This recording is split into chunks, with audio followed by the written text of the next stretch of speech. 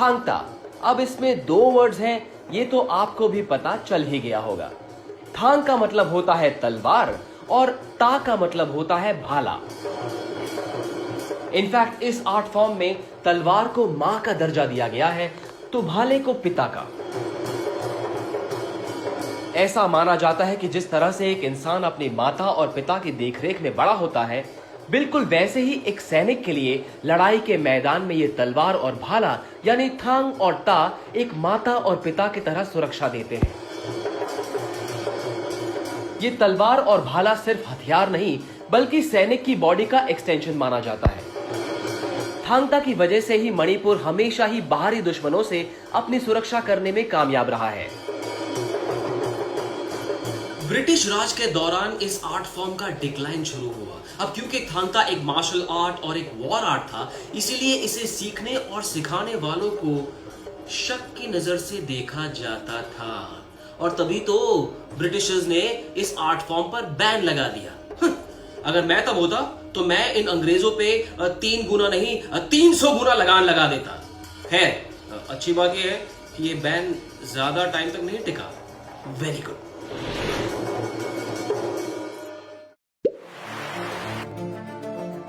जल्द ही वहां के लोकल प्रैक्टिशनर्स और गुरुओं ने थांगता को फिर से रिवाइव किया, लेकिन इस रिवाइवल के दौरान ये आर्ट फॉर्म इवॉल्व भी हुआ।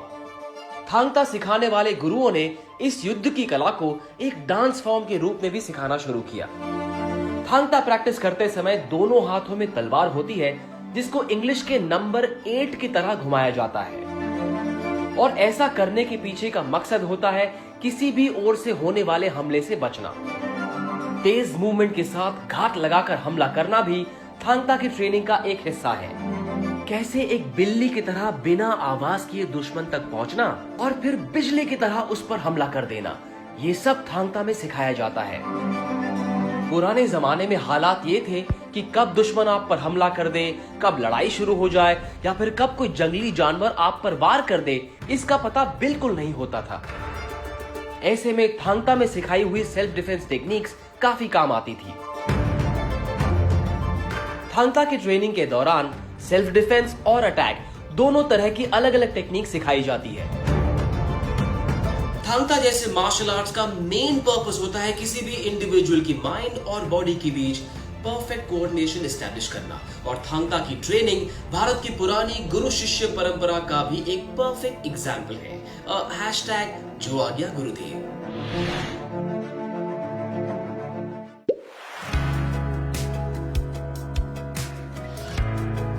थांगता की ट्रेनिंग के 3 पार्ट्स हैं।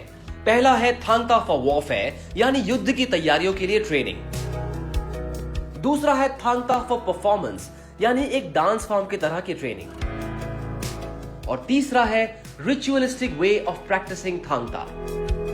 युद्ध की प्रैक्टिस शुरू करने से पहले शिष्य सबसे पहले अपने गुरु को प्रणाम करते हैं और फिर आकाश और धरती को नमन करते हैं। मजेदार बात तो यह है कि फाइट शुरू करने से पहले अपने ओपोनेंट का भी अभिनंदन किया जाता है ना कमाल की बात। थांगता का बेसिक कॉन्सेप्ट ही सेल्फ डिफेंस का है। इसकी ट्रेनिंग में बिना मतलब अटैक करना नहीं सिखाया जाता। हाँ, वेरी गुड। बिना मतलब के अटैक कौन करता है यार? आप, मैं, हम जैसे समझदार लोग ऐसा कर ही नहीं सकते और करना भी नहीं चाहिए।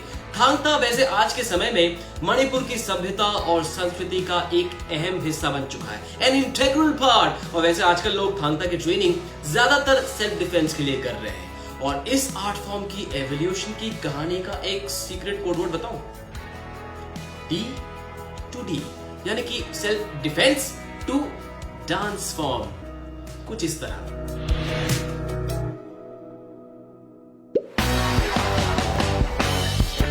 थांगता आज एक ऐसा डांस फॉर्म बन गया है जिसमें ढोलक की थाप है, कदमों की आवाज है और तलवारों के टकराने की आवाज भी है।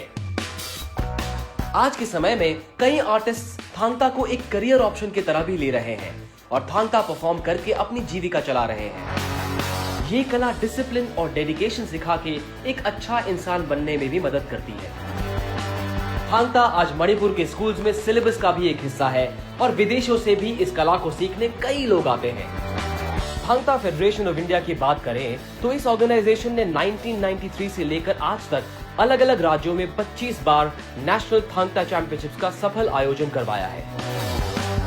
इसके अलावा 2001 से थांगता फेडरेशन कप का आयोजन अलग अलग राज्यों में 8 बार और 2011 में इम्फाल में पहले वर्ल्ड थांगता चैंपियनशिप्स का आयोजन भी थांगता फेडरेशन ऑफ इंडिया ने करवाया। कुछ और टूर्नामेंट्स की बात करें तो एशियन थांगता चैंपियनशिप्स का आयोजन 2012 से लेकर अब तक 4 बार और इंटरनेशनल थांगता चैंपियनशिप्स का सफल आयोजन 2013 से अब तक 5 बार अलग अलग देशों में थांगता फेडरेशन ऑफ इंडिया की देखरेख में ही किया गया है।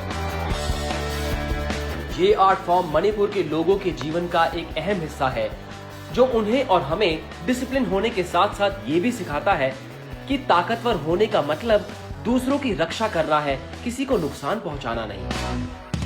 बिल्कुल सही यार, मतलब हम हिंदुस्तानी कभी भी सामने चलकर किसी को नुकसान पहुंचाने के बारे में सोच भी नहीं सकते, लेकिन अब बात अगर सेल्फ डिफेंस की आई तो फिर थांगता जैसे मार्शल आर्ट फॉर्म्स हमें बहुत काम आ सकते हैं। ऐसे ही किसी कमाल के इंडिजिनस स्पोर्ट ऑफ इंडिया की कहानी लेकर I will be back very soon on the fit India एक भारत श्रेष्ठ भारत शो। तब तक आप थांगता की ट्रेनिंग लो और इस खेल को आगे बढ़ाओ। Good luck, I see you soon.